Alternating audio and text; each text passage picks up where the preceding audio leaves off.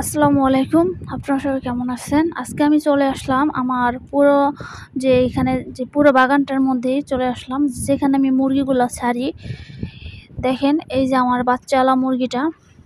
তো ৩ টা বাচ্চা দিয়েছেন, আপনারা জানেন, এর পিছের ভিডিওতে আপনারা দেখেছেন।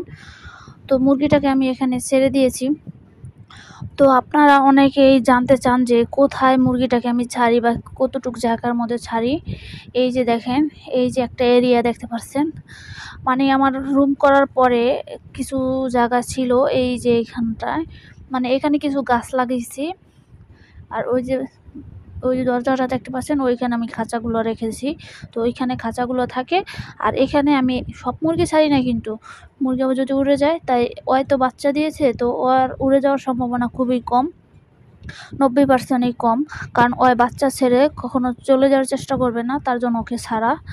আর এখানে আমার এই যে গাছ দেখেন, এই যে এখানে আম গাছগুলো আজকে পরিষ্কার করে দিয়েছি।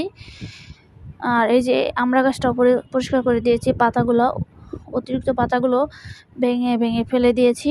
আমার আমড়া গাছে 4টা ডাল হয়েছে। পেঁপে গাছের পাতাও কিছুটা ফেলে দিয়েছি, লাল লাল দেখে।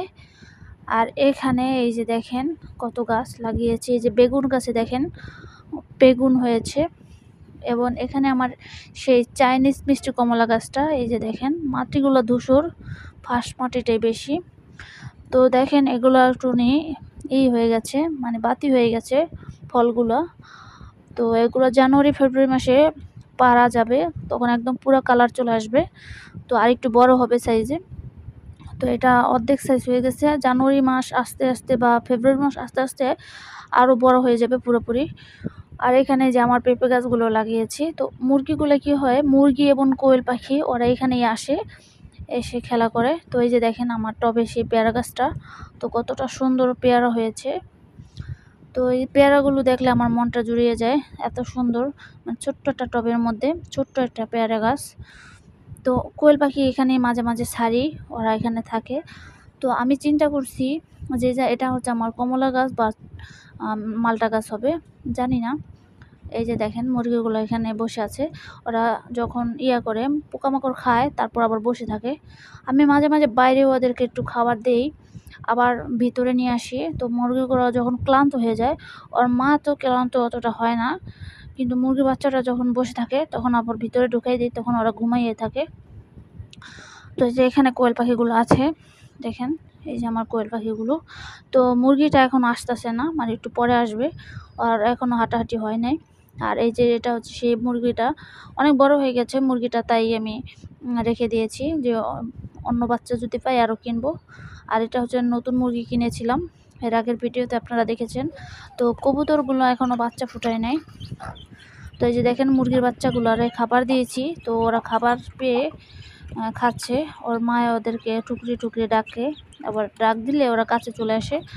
আবার কি করে মুরগি ওর ঠোঁট দিয়ে ধানগুলোকে ভেঙে ভেঙে, তারপরে যে চিটার অংশটা ওটা বাদ দিয়ে চালটা বের করে ওর বাচ্চাকে খাওয়ায়। এটা খুব ভালো লাগে আমার কাছে দেখতে। তো কবুতরের বেলায় অন্যরকম, কবুতর কী করে, ওদের খাবার খেয়ে তারপরে সেই খাবারগুলো আবার ওদের বাচ্চাকে খাওয়ায়। আর মুরগি আবার খাবার গিলে খায় না, ওদের ভালো খাবারটাকে টুকরি টুকরি দেখিয়ে দেয় যে এটা খাও এটা খাও বলে দেয়।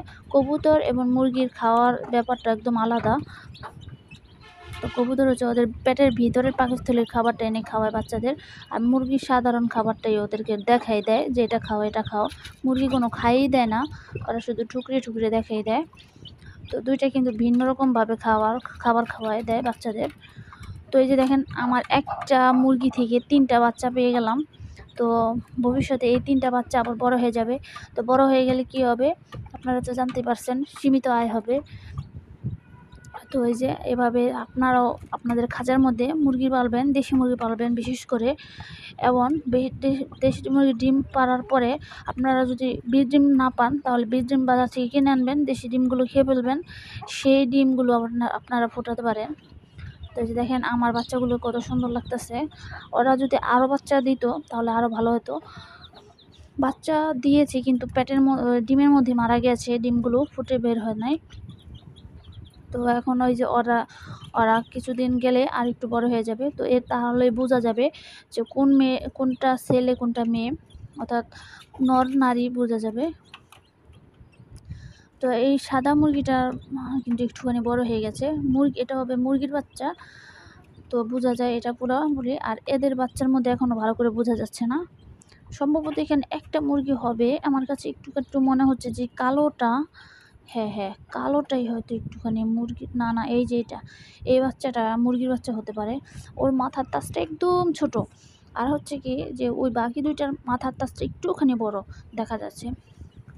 সাধারণত যেগুলো মোরগ হয় তার মাথার তাজটা কিন্তু একটুখানি বড় হয়। তো দেখা যাক, বড় হলে বোঝা যাবে কীরকম হয় ওদের মাথার তাজ এবং কতটুকু ছোটো বড় হয়।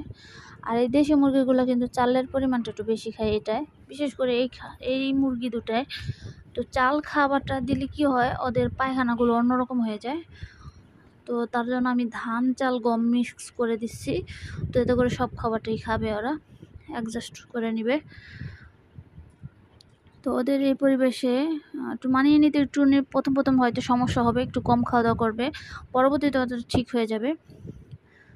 এই যে দেখতে পাচ্ছেন মুরগিটা কেমন করতেছে, গাটা ফুলে ফুলে ওদেরকে ঠোকরাতে যাচ্ছে।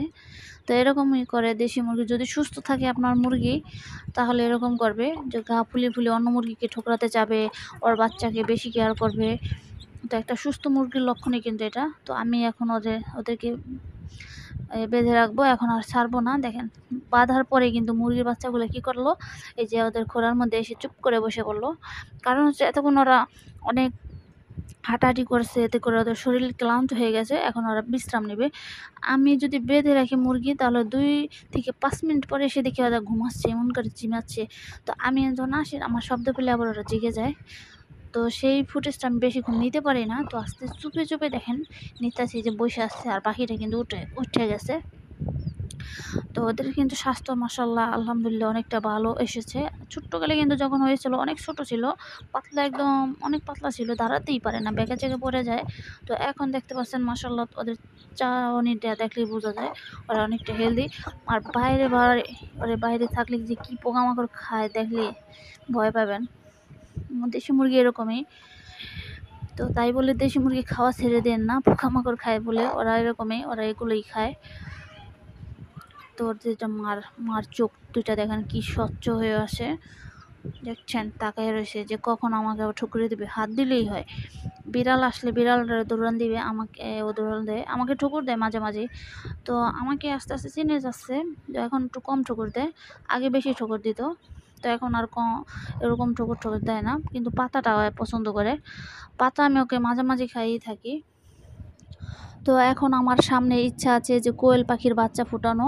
তো দেশি মুরগির বাচ্চা ফুটিয়ে তো দেখালাম আপনাদেরকে, যে খাঁচার মধ্যে দেশি মুরগি বাচ্চা ফোটানো আর কি। তো সামনে আবার কোয়েল পাখির ভিডিও দিব। তো আজকের ভিডিও চলে এই পর্যন্তই। আপনারা সবাই ভালো থাকবেন, সুস্থ থাকবেন। আসসালামু আলাইকুম।